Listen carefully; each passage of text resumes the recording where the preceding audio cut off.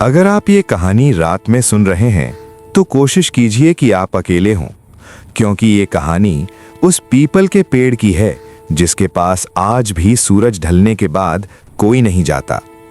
ये बात है एक छोटे से गांव की, जहां गांव के बाहर एक पुराना पीपल का पेड़ था। दिन में वो बिल्कुल आम पेड़ जैसा लगता था, लेकिन रात होते ही वहां से अजीब सी आवाजें आने लगती थीं। गांव वालों का कहना था कि उस पेड़ के नीचे एक साया रहता है जो इंसानों की परछाई चुरा लेता है। रमेश, जो शहर से गांव आया था, इन बातों पर यकीन नहीं करता था। एक रात करीब 11 बजे वो मोबाइल पर बात करता हुआ उसी रास्ते से गुजर रहा था। जैसे ही वो पीपल के पेड़ के पास पहुंचा, अचानक उसकी बाइक अपने आप बंद हो गई। हवा ठंडी हो गई, पत्ते बिना हवा के हिलने लगे। तभी रमेश ने देखा उसकी परछाई जमीन पर उससे अलग चल रही थी। वो रुक गया, लेकिन परछाई रुकने के बाद भी हिलती रही। डर के मारे रमेश चिल्लाया, कौन है वहां? तभी पेड़ के नीचे से भारी आवाज आई, तू रात में आया है, अब तेरा साया मेरा है। पीपल के पेड़ के नीचे अंधेरा गाढ़ा होने लगा। उस अंधेरे से एक लंबा काला साया बाहर निकला, बिना चेहरा, बिना आंख, बस इंसान जैसी आकृति। रमेश भागने लगा, लेकिन उसने महसूस किया कि अब उसकी कोई परछाई नहीं थी। हर स्ट्रीट लाइट के नीचे भी जमीन खाली थी। अगली सुबह गांव वाले पीपल के पेड़ के पास पहुंचे। रमेश वहां जमीन पर बेहोश पड़ा था, जिंदा, लेकिन कुछ बदला बदला सा।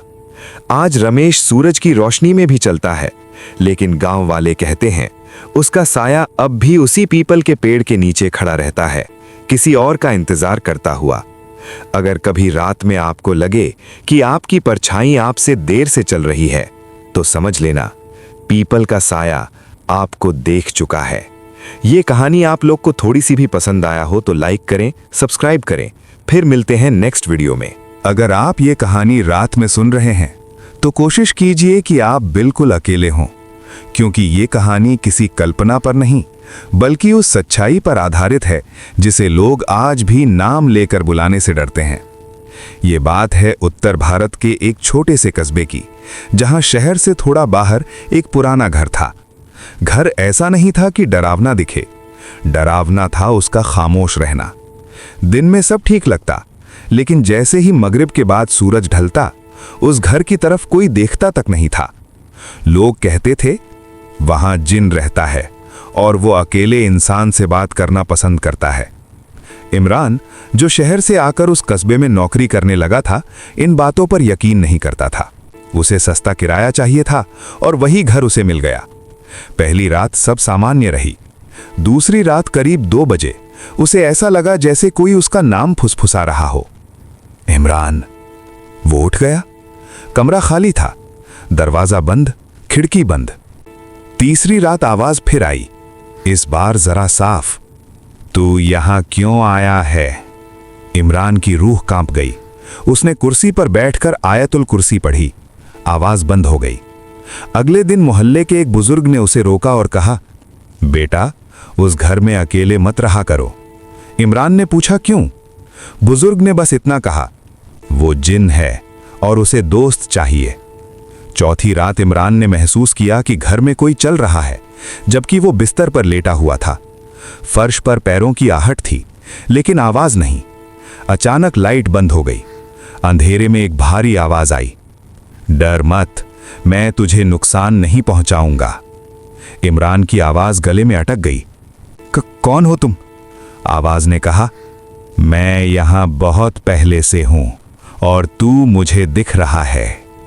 इमरान ने महसूस किया कि कमरे का तापमान गिर चुका था। सांस लेते वक्त सीने में ठंड चुभ रही थी। अचानक सामने की कुर्सी अपने आप खिसक गई, जैसे कोई उस पर बैठ गया हो। तू मुझे देख नहीं सकता, आवाज बोली, लेकिन मैं तुझे हर वक्त देख सकता हूं। इमरान रोने लगा, मुझे छोड़ दो, मैं सुबह चला जाऊंगा। कुछ पल की खामोशी के बाद आवाज आई, अगर चला गया तो मैं तेरे साथ चला जाऊंगा। उस रात इमरान ने पूरी रात कुरान पढ़ी। सुबह की अजान के साथ ही घर में सन्नाटा छा गया। अगले दिन वो एक मौलाना के पास गया। मौलाना ने सब सुनकर कहा, वो जिन तुझे नुकसान नहीं पहुंचा रहा, क्योंकि तू डर के बावजूद इबादत कर रहा है। लेकिन अगर तू वापस उस घर गया तो वो तुझे बांध लेगा। इमरान ने उसी दिन घर छोड़ दिया। कुछ महीनों बाद उस कस्बे में एक और लड़का आया। वो भी उसी घर में रहने लगा। पहली रात, दूसरी रात, तीसरी रात और फिर एक रात मोहल्ले वालों ने उस घर से जोर जोर से हंसने की आवाज सुनी। सुबह घर खुला था, लेकिन अंदर कोई नहीं था। आज भी वो घर खड़ा है, खामोश, अकेला।